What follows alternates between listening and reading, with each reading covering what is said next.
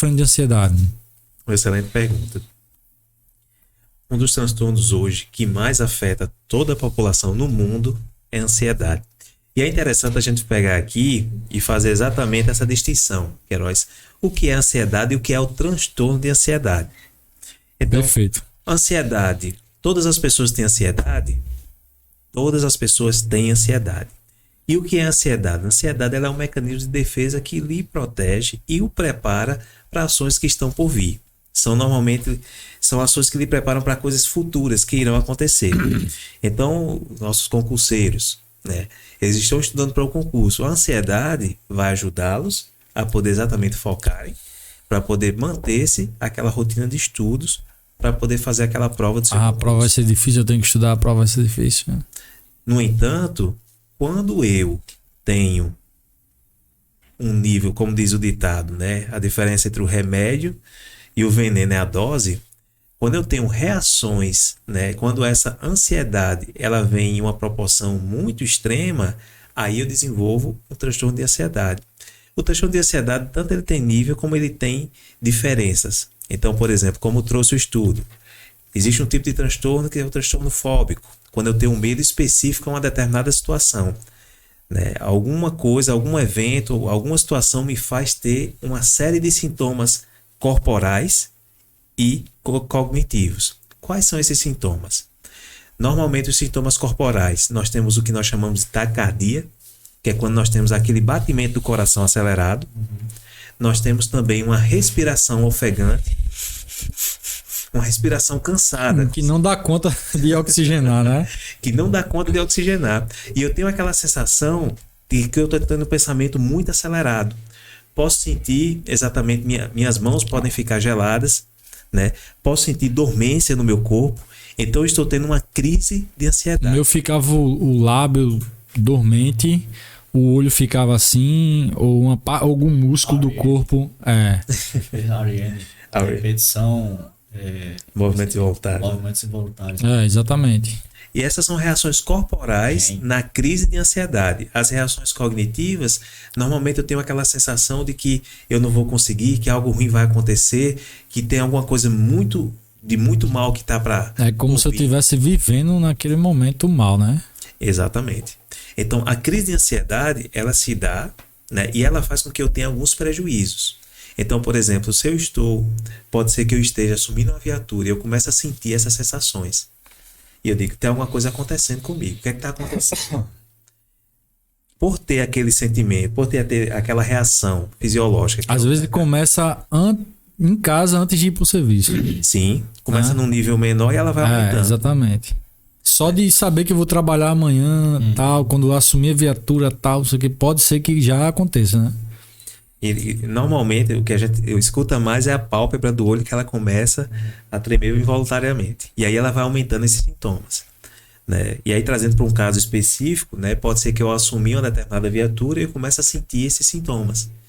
E aí eu digo, rapaz, eu estou tendo um ataque cardíaco.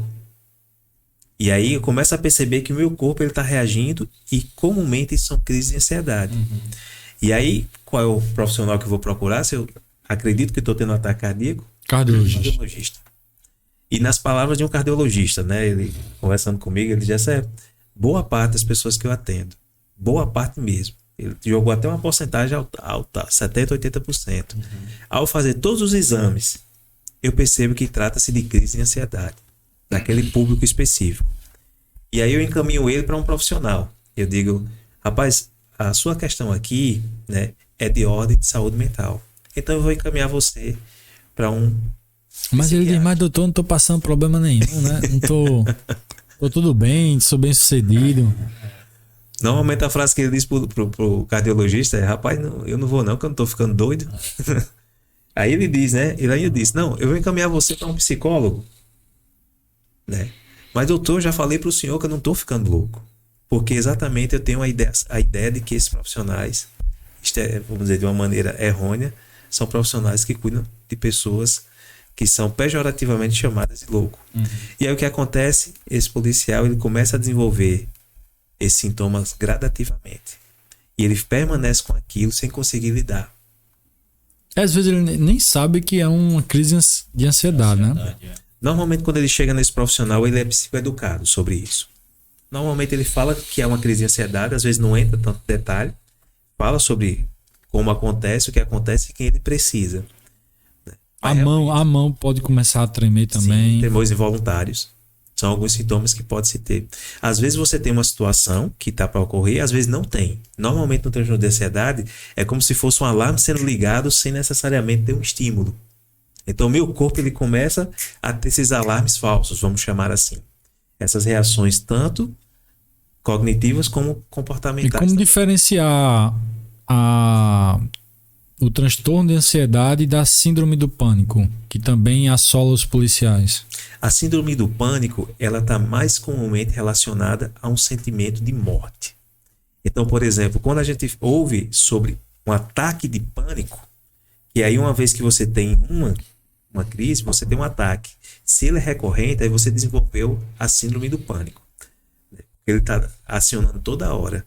A pessoa tem aquele ataque cardíaco, e aquele ataque cardíaco causa, né, uma dor e causa uma sensação de que ele está morrendo. É uma sensação muito forte, uma sensação muito intensa.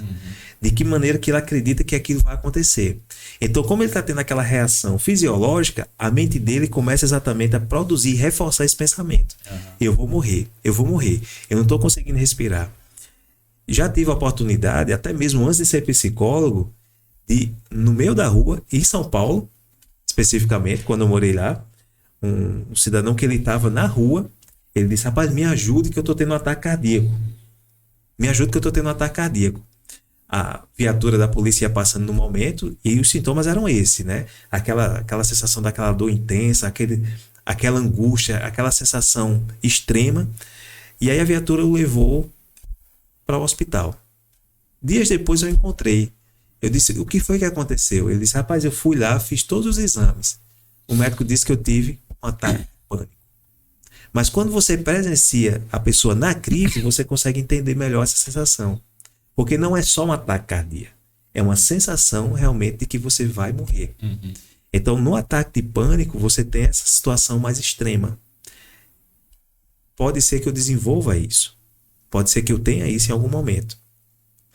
Inclusive, quem relatou isso, né, não tão recentemente, foi o padre Fábio de Mello, que ele disse que teve um ataque de pânico no meio em um avião, né, sobrevoando. Imagina só a situação, você tem um ataque de pânico durante um voo. E eu lembro que uma das frases que ele falou, que ele disse que estava fazendo acompanhamento psicoterápico e medicamentoso, mas ele disse: ali eu percebi que eu precisava desacelerar minha vida, porque o meu corpo ele estava me informando algo que não estava bem.